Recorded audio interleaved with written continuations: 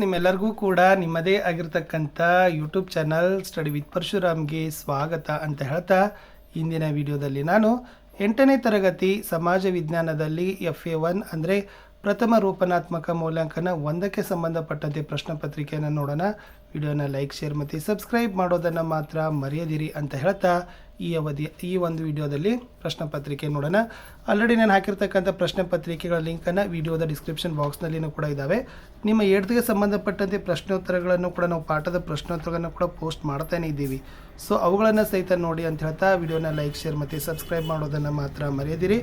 So ಇನ್ನೂ 2-3 set question paper ನಿಮಗೆ available ಮಾಡ್ತೀವಿ. ಸೊ ಖಂಡಿತವಾಗಿ ಇವು ನಿಮ್ಮ ಎಕ್ಸಾಮ್ಗೆ ರಿಪೀಟ್ ಆಗೇ ಆಗ್ತವೆ. ಫಸ್ಟ್ ಮೇನ್ಸಲ್ಲಿ ಖಾಲಿ ಬಿಟ್ಟ ಸ್ಥಳಗಳನ್ನು ಸೂಕ್ತ ಉತ್ತರಗಳಿಂದ ಭರ್ತಿ ಮಾಡಿರಿ. ಸೊ ಇಲ್ಲಿ 4 ಪ್ರಶ್ನೆಗಳಿದ್ದಾವೆ. ಪ್ರತಿ ಸರಿಯಾದ ಉತ್ತರಕ್ಕೆ 1 ಅಂಕ, 4 ಪ್ರಶ್ನೆ 4 ಅಂಕ. ಮೊದಲ ಪ್ರಶ್ನೆ, ಕನ್ನಡದ ಮೊದಲ ಶಾಸನ ಅಂತ ಕೇಳಿದರು. ಸೊ ನಿಮಗೆ ಗೊತ್ತಿದೆ ಕನ್ನಡದ ಮೊದಲ ಶಾಸನ ಅದು ಬಂದ್ಬಿಟ್ಟು ಹಲ್ಮಿಡಿ ಶಾಸನ. ಸೊ ಹಲ್ಮಿಡಿ ಶಾಸನ ಅನ್ನೋದು ರೈಟ್ ಆನ್ಸರ್. ಪ್ರಶ್ನೆ 2, ಬೂದಿಯ ಕುರುಹುಗಳು ಡ್ಯಾಶ್ ಗವಿಗಳಲ್ಲಿ ದೊರೆತಿವೆ ಅಂತ ಕೇಳಿದ್ದಾರೆ. ಸೊ ಬೂದಿಯ ಕುರುಹುಗಳು ಬಂದ್ಬಿಟ್ಟು ಅದು ಕರ್ನೂಲಿನ ಗುಹೆಗಳಲ್ಲಿ ದೊರೆತಿವೆ ಅನ್ನೋದು ರೈಟ್ ಆನ್ಸರ್. ಪ್ರಶ್ನೆ 3, ಪಾಲಿಟಿಕ್ಸ್ ಎಂಬ ಪದವು ಡ್ಯಾಶ್ ಎಂಬ ಗ್ರೀಕ್ ಪದದಿಂದ ಉತ್ಪತ್ತಿಗೊಂಡಿದೆ. ಸೊ ಪಾಲಿಟಿಕ್ಸ್ ಅಂತಕ್ಕಂಥ ಪದ ಅದು ಬಂದ್ಬಿಟ್ಟು ಪೊಲೀಸ್ ಅಂತಕ್ಕಂಥ ಪದದಿಂದ ಉತ್ಪತ್ತಿಯಾಗಿರ್ತಕ್ಕಂಥದ್ದು. ಪ್ರಶ್ನೆ 4, ಮಾನವನು ತನ್ನ ಭಾವನೆಯನ್ನು ಡ್ಯಾಶ್ ಮೂಲಕ ವ್ಯಕ್ತಪಡಿಸ್ತಾನೆ ಅಂತ ಕೇಳಿದ್ದಾರೆ. ಸೊ ಮಾನವ ತನ್ನ ಭಾವನೆಗಳನ್ನು ಏನು ಮಾಡ್ತಾನಪ್ಪ ಅಂತಂದರೆ ಭಾಷೆಯ ಮೂಲಕ ವ್ಯಕ್ತವನ್ನು ಪಡಿಸ್ತಾನೆ ಅನ್ನೋದು ಉತ್ತರದಲ್ಲಿ ನೀವು ಕೊಟ್ಟರೆ ಆನ್ಸರ್ ಕಂಪ್ಲೀಟ್ ಆಗ್ತದೆ. ಪ್ರಶ್ನೆ 5, ಭೂಮಿಯು ಡ್ಯಾಶ್ ಆಕಾರದಲ್ಲಿದೆ. ಸೊ ಭೂಮಿ ಆಕಾರದಲ್ಲಿ ನೋಡಿದರೆ ಅದನ್ನು ನಾವು ಜಿಯಾರ್ಡ್ ಅಂತ ಕರಿತೀವಿ. ಅದಕ್ಕೆ ಇನ್ನೊಂದು ಸಿಂಪಲ್ ಹೆಸರು ಏನಪ್ಪ ಅಂದರೆ ಗೋಳಾಕಾರ ಅಂತ ಕರಿತೀವಿ. ಇದು ಭೂಮಿ ಹೊಂದಿರತಕ್ಕಂಥ ಒಂದು ಆಕಾರ. ಮುಂದಿನ ಪ್ರಶ್ನೆಗೆ ಹೋಗೋಣ. ಇವುಗಳು ಒಂದು ವಾಕ್ಯದಲ್ಲಿ ಉತ್ತರಗಳನ್ನು ಬರಿಬೇಕು. ಪ್ರತಿ ಪ್ರಶ್ನೆಗೆ 1 ಅಂಕ, 4 ಪ್ರಶ್ನೆ 4 ಅಂಕ. ಮೊದಲ ಪ್ರಶ್ನೆ ಕೇಳಿದರು ಆಧಾರಗಳು ಎಂದರೇನು ಅಂತಕ್ಕಂಥದ್ದು ವೆರಿ ಸಿಂಪಲ್ ಕ್ವಶನ್ಸ್ ಇದೆ ಫ್ರೆಂಡ್ಸ್. ಆಧಾರಗಳಂದರೆ ಏನಪ್ಪ ಅಂದ್ರೆ ಇತಿಹಾಸ ರಚನೆಗೆ ಬೇಕಾಗುವ ಮೂಲಾಧಾರಗಳನ್ನು ನಾವೇನಂತ ಕರಿತೀವಿ, ಆಧಾರಗಳು ಅಂತ ಕರೆಯೋದು. ಪ್ರಶ್ನೆ 7, ರಾಜ್ಯಶಾಸ್ತ್ರದ ಕ್ರಮಬದ್ಧ ಅಧ್ಯಯನ ಯಾರಿಂದ ಪ್ರಾರಂಭವಾಯಿತು ಅಂತ ಕೇಳಿದ್ದಾರೆ. ಅಂದರೆ ಯಾರ ಸಮಯದಿಂದ ಇದು ಪ್ರಾರಂಭವಾಯಿತು. So the right answer is ರಾಜ್ಯಶಾಸ್ತ್ರದ ಕ್ರಮಬದ್ಧ ಅಧ್ಯಯನ ಅದು ಗ್ರೀಕರ ಕಾಲದಿಂದ ಆರಂಭವಾಯಿತು. ಸೊ ಗ್ರೀಕ್ ಅಂತ ಬರೆದ್ರೆ ನಿಮ್ಮ ಆನ್ಸರ್ ಕಂಪ್ಲೀಟ್ ಆಗ್ತದೆ. ಮುಂದಿನ ಪ್ರಶ್ನೆ 8, ಸಮಾಜಶಾಸ್ತ್ರವನ್ನು ವ್ಯಾಖ್ಯಾನಿಸಿರಿ ಅಂತ ಕೇಳಿದ್ದಾರೆ.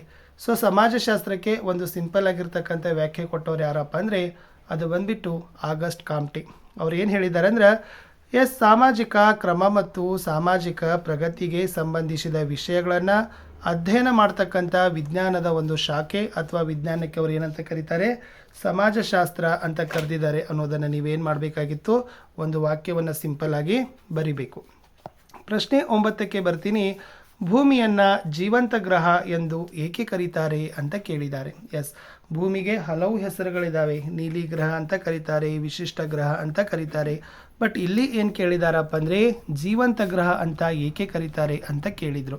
ಸೊ ಆನ್ಸರ್ ಏನಪ್ಪ ಅಂದರೆ ಸೌರವ್ಯೂಹದಲ್ಲಿ ಗ್ರಹಗಳಲ್ಲಿ ಭೂಮಿಯು ಮಾತ್ರ ಜೀವಿಗಳನ್ನು ಹೊಂದಿದ್ದು, ಹೀಗಾಗಿ ಭೂಮಿಯನ್ನು ಏನಂತ ಕರೀತಾರೆ, ಜೀವಂತ ಗ್ರಹ ಅಂತ ಕರೀತಾರೆ. ಜೀವಿಗಳಿರುವ ಕಾರಣ ಜೀವಂತ ಗ್ರಹ ಅಂತ ಸಿಂಪಲ್ ಆಗಿ ಬರೆದು ನಿಮಗೆ ಅಂಕಗಳನ್ನು ಕೊಡ್ತಾರೆ.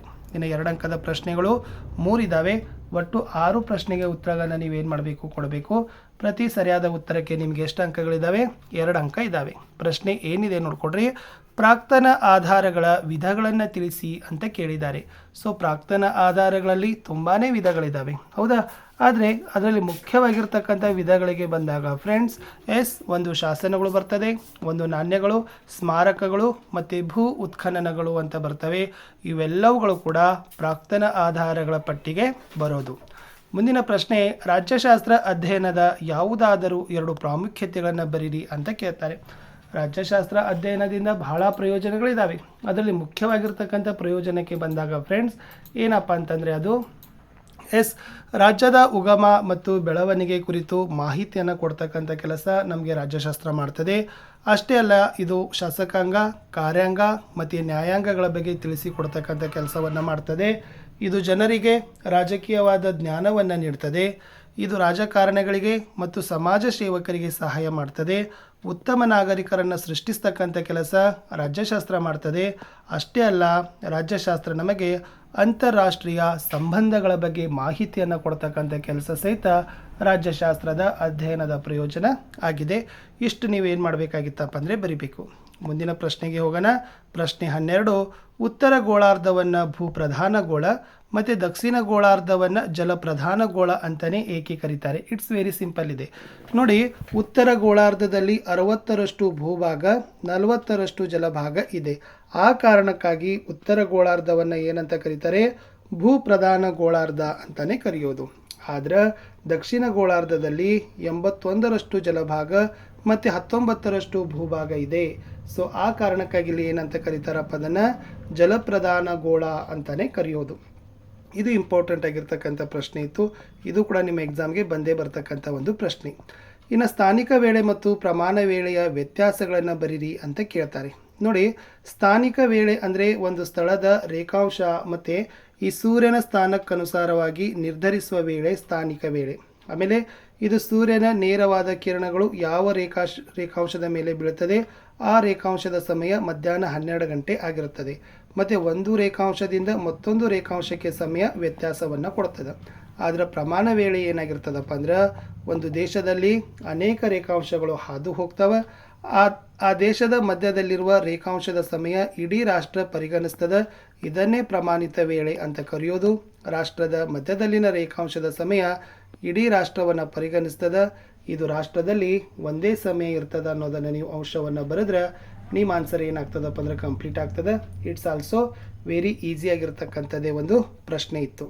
ಇದಲ್ಲದೆ ಅಥವಾ ಅಂತ ಕೊಟ್ಟಿದ್ರು. ಶಾಸನಗಳ ಮಹತ್ವಗಳನ್ನು ಕೇಳಿದ್ದಾರೆ. ಶಾಸನಗಳಿಂದ ತುಂಬಾ ಮಹತ್ವ ಇದೆ.